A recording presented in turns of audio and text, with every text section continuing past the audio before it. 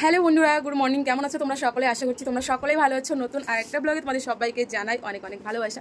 তো এখন বেজে গেছে 7টা। তো সকাল সকাল ঘুম থেকে উঠে রেডি হয়ে গেছি, যাবো হচ্ছে একটা জায়গায়। আমাদের হচ্ছে 7টা 20 ট্রেন ধরার কথা ছিল, কিন্তু আমরা টোটো পাইনি, সেই কারণে ওই ট্রেনটা আমাদের ধরা হলো না। আমাদের 9টার ট্রেনটা ধরতে হবে। আর কোথায় যাচ্ছি না যাচ্ছি সবটাই তোমরা ব্লগের মধ্যে দেখতে পাবে। আর রেডি হয়ে গেছি আজকে পুরো সাদা।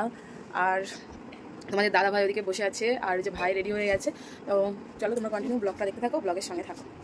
বাড়ি থেকে বেরিয়ে গেছি, আগের ট্রেনটা কিন্তু ধরতে পারতাম। বর্তমান আমাদের গ্রামে ভীষণভাবে পলিটিক্স শুরু হয়ে গেছে, দুই দলের মধ্যে ভাগ হয়ে গেছে, একটা বিজেপি একটা তৃণমূল। যাই হোক, ফোন করলে বর্তমান কাউকেই সেরকমভাবে পাওয়া যায় না, এর জন্য বাইরের টোটোকে ডেকে নিয়েছিলাম যাওয়ার জন্য। আরে ভাই, তোরা না যাস, টোটোর কি অভাব আছে?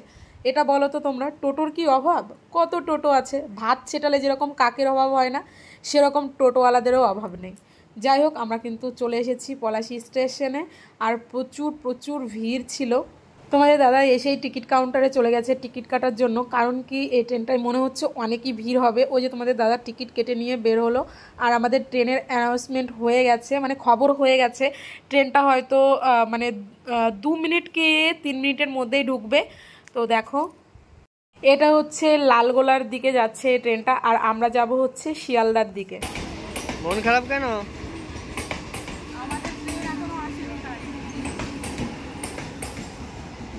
ট্রেনে উঠে দেখি প্রচুর প্রচুর ভিড়। এখন তো যাই হোক, তোমরা একটু ফাঁকা দেখতে পাচ্ছ।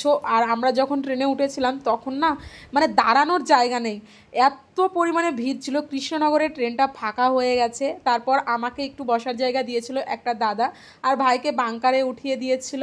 কারণ কি, ভাই এই মানে নিচের দিকে বসলে আমাকে দাঁড়িয়ে থাকতে হতো, আমার ভীষণ প্রবলেম হচ্ছিল, এই জন্য আমি বসেছিলাম, ভাইকে বাঙ্কারে উঠিয়ে দিয়েছিল। তারপর এই যে একটা দাদা এখান থেকে উঠে গেল, সিটটা আমরা অনেকক্ষণ আগে বলে রেখেছিলাম। তারপর ওই যে পাশের সিটটা আমাদেরকে দিয়ে দিয়েছিল। তারপর ফাইনালি কিন্তু আমরা চলে এসেছি কোথায়, সেটাই তোমাদেরকে বলবো। অনেকক্ষণ অপেক্ষা করিয়েছি, নৈহাটি জাংশন। তো আমরা হচ্ছে নৈহাটিতে এসেছি। আজকে হচ্ছে আমরা যাচ্ছি বড় মায়ের পুজো দেওয়ার জন্য। যে স্বপ্নটা কিনা আমি 3 বছর আগে দেখেছিলাম, সেই স্বপ্নটা 3 বছর পর আজকে পূরণ হচ্ছে। আমার যে মনের ভিতরে কি হচ্ছে সেটা আমি তোমাদেরকে বলে বোঝাতে পারবো না। আমরা দুজনেই কিন্তু উপোস করে আছি, পুজো দেব, তারপর আমরা খাওয়া দাওয়া করব, মানে প্রসাদ খেয়ে উপোসটা ভাঙবো। আর ভাই তো ছোট, ও তো কিছু বোঝে না, এর জন্য ওকে খাবার টাবার সব কিছু কিনে দিয়েছি।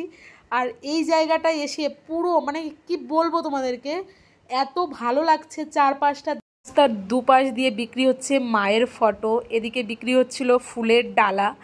মানে তোমরা চাইলে এদিক থেকে নিতে পারো, মায়ের মন্দিরের পাশে আছে। আমরা তো জানতাম না, আমরা এই প্রথম ফার্স্ট টাইম, আমরা কিছুই জানতাম না কি করে যাব না যাব। রানাঘাট আমার একটা কাকাকে ফোন করেছিলাম, রানাঘাটে বাড়ি। তো ও বলছে আমি তো কোনোদিন যাইনি, ওদিকে আমার বন্ধু টন্ধু নেই, আমি জানি না। তারপর দেখো এই সাইডে এইখানে একটা মূর্তি দেখে আমার ভীষণ পছন্দ হয়েছিল। তারপর তোমাদের দাদাভাই বললো যে আগে পুজো দিয়ে নিই, তারপর হচ্ছে কিনবো জিনিসপত্র। তারপরে দেখো চলে এসেছি বড় মায়ের মন্দিরের এখানে। এই দোকান থেকে আমরা এখন ডালা সব কিছু নেবো, এখানে জুতো রাখবো, তারপর হচ্ছে ফুলের ডালা নিয়ে ভেতরে যাব। তোমরা কন্টিনিউ।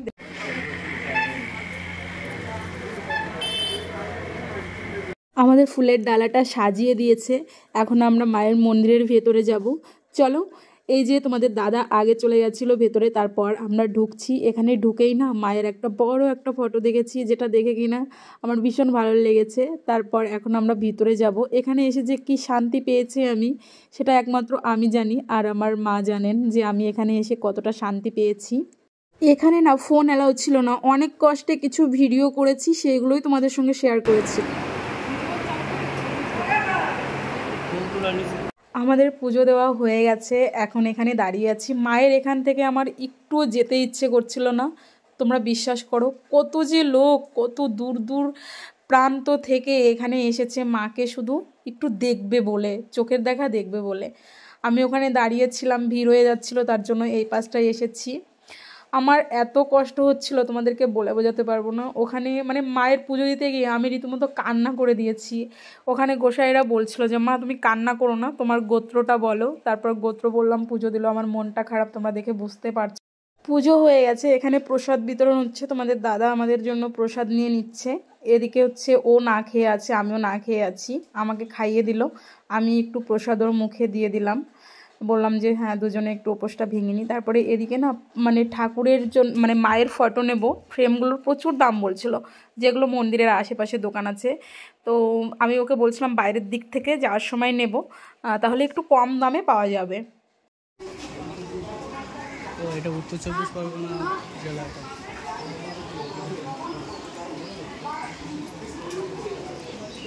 এখন আমরা আছি মায়ের ভাসান হয় যেখানে, সেই জায়গায়, ওটাই দেখার জন্য এসেছি। ভীষণ ভালো লাগছে এখানে এসে, সত্যি কথা বলতে কি আলাদা রকমের একটা শান্তি।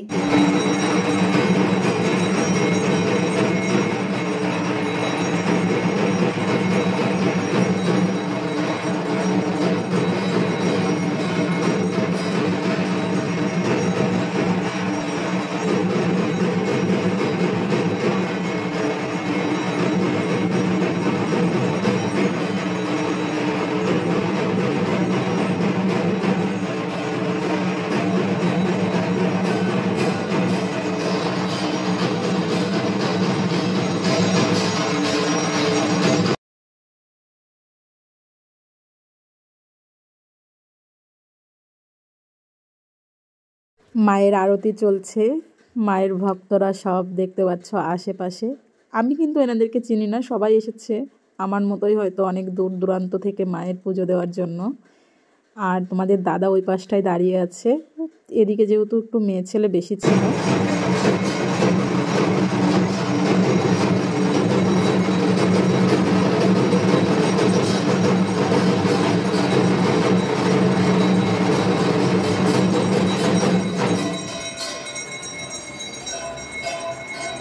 মায়ের আরতি কিন্তু হয়ে গেছে। আমরা যে দোকান থেকে ফুলের ডালা নিয়েছিলাম, এখানে আমাদের জুতো রাখা ছিল, তো সেখানে এসে আমরা বসে আছি। প্রচুর গরম বাইরে, সত্যি কথা বলতে আমার ফোনও না হ্যাং হয়ে যাচ্ছে, এত গরম। তারপরে দেখো এখানে জয় বড়মা বলছিলাম আমরা, প্রসাদ নেওয়ার জন্য লাইনে দাঁড়িয়েছি। আমাদের একটু পরে একটা ট্রেন আছে, তো প্রসাদ নিয়ে আমরা তাড়াতাড়ি এখান থেকে বেরিয়ে যাব। সো বন্ধুরা, তোমাদের সঙ্গে দেখা হচ্ছে বাড়িতে গিয়ে। চলো। বাড়িতে এসেই স্নান করে নিয়েছি, স্নান করে সবাইকে প্রসাদ দিয়ে দিয়েছি। এখন হচ্ছে মায়ের ফটোগুলো নিয়ে এসেছি, সেই ফটোটা তোমাদেরকে দেখাবো। আর সবার জন্য এক একটা করে নিয়ে এসেছি, সবাইকে দেব মানে। আর এই যে এইটা মানে কি বলবো, সত্যি কথা, এটা হচ্ছে আমরা যেখানে থাকি সেখানে নিয়ে যাব। তো ভালো করে উনি প্যাকেট করে দিয়েছিল, আমাদের অবশ্য আরও ভালো করে প্যাকেট করে নিয়ে যেতে হবে আমাদের বড় মাকে। এই যে যে দুটো ফটো ফ্রেম নিয়ে এসেছি, একটা আমার মায়ের জন্য, একটা হচ্ছে আমার নোয়া জেঠিমার জন্য। আর বড় যে মায়ের ফটোটা দেখতে পাচ্ছ, ওটা হচ্ছে আমরা নিয়ে যাব, আমরা যেখানে থাকি। আর কিছু ফটো দিয়েছে, সেগুলো হচ্ছে যে দোকান থেকে আমরা ফুলের ডালা নিয়েছিলাম, ওই দোকানদার দাদা আমাদেরকে দিয়েছে।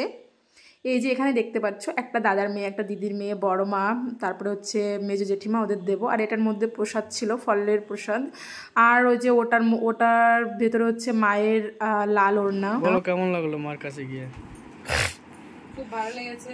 আর এগুলো সব নিয়ে এসেছি, খুব ক্লান্ত হয়ে গেছি, কারণ কি এত দূর থেকে যাওয়া, তো সেই ভোরবেলায় গেছি, হয়ে গেল। আবার বলো। এ দেখো মাকে সঙ্গে করে নিয়ে এসেছি, মা এখন থেকে আমাদের সঙ্গেই থাকবে। আর